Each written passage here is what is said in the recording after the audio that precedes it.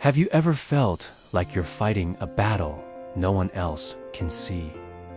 Like the weight of the world is on your shoulders, and the biggest obstacle in your way is you. Let me tell you a story about a young artist named Leo. Leo lived in a city that buzzed with ambition. Everyone seemed to be racing towards something, a finish line he couldn't even see. He was a painter, and his canvases were his world. But lately, his world had turned gray. Every brushstroke felt heavy, every color seemed dull. A voice in his head, a relentless critic, whispered that he wasn't good enough.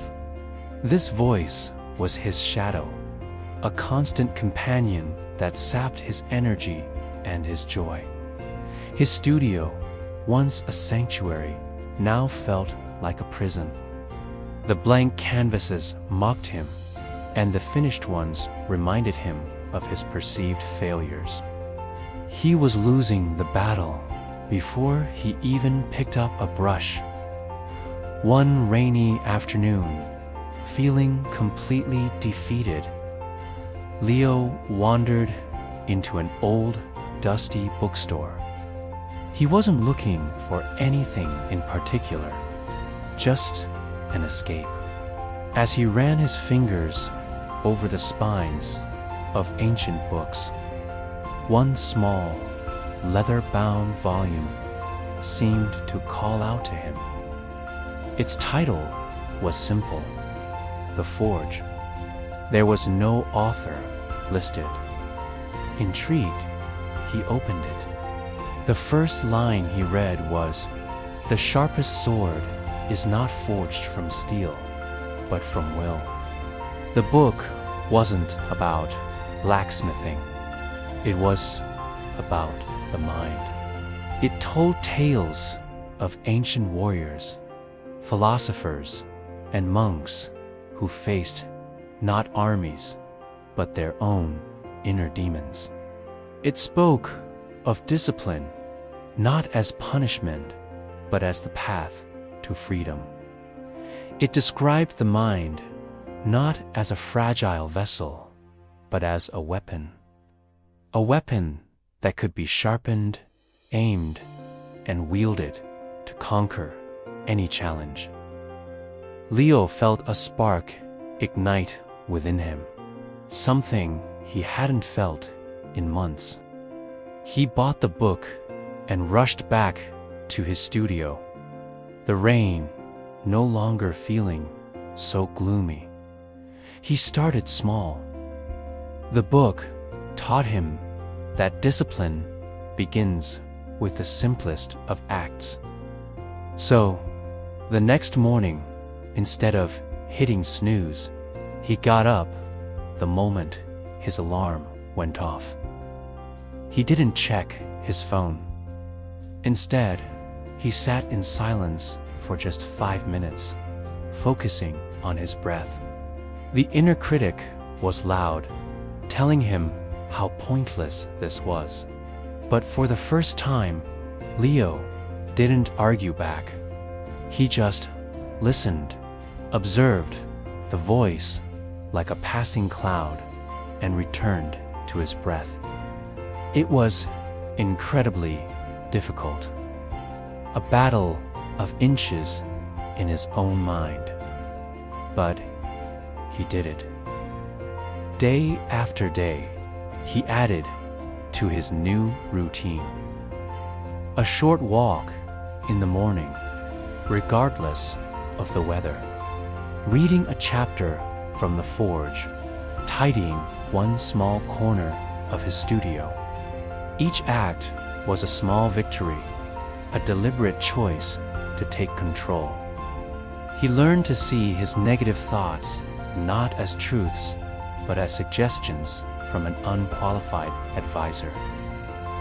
When the voice said, "You'll never finish this painting," he would calmly reply in his mind, "Thank you for sharing. Now, I'm going to paint for just 10 minutes.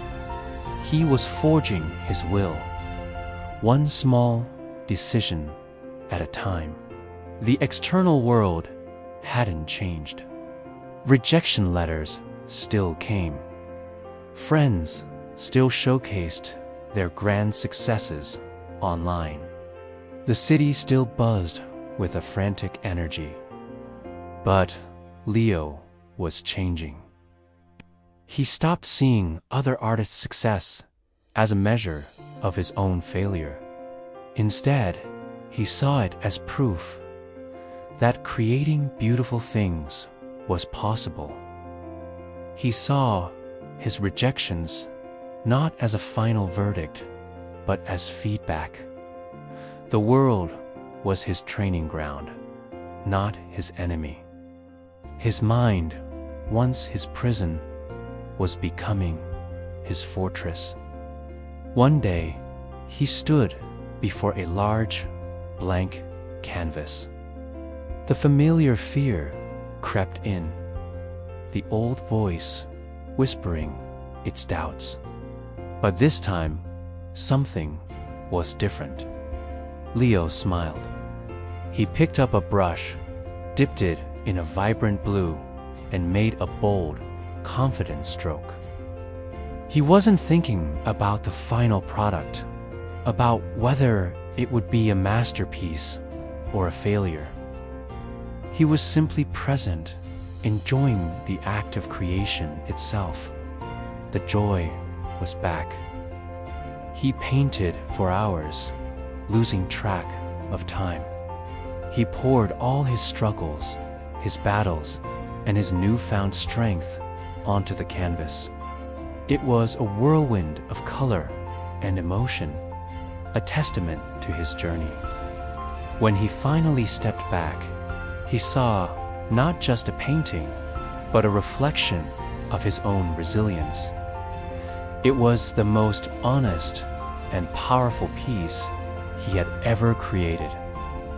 A few weeks later, that very painting was displayed in a local gallery.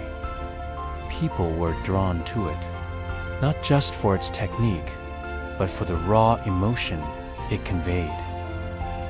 Leo stood quietly in the corner, watching. He realized the greatest battle he ever fought wasn't for gallery space or critical acclaim. It was the one he fought every single morning in the quiet of his own mind. Your mind is your weapon. It's the most powerful tool you will ever possess.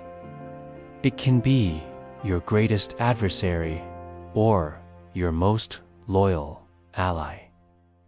The choice is yours. Every day, you have the opportunity to sharpen it with discipline, to aim it with a positive perspective, and to wield it with unwavering will. The challenges you face in the world are real, but the true battleground is within. Win there, and you'll be unstoppable. Remember Leo's story. The next time you hear that voice of doubt, acknowledge it, and then deliberately choose your next action. Because your greatest work, your greatest victory, is waiting on the other side of that fight. Until next time, keep fighting the good fight.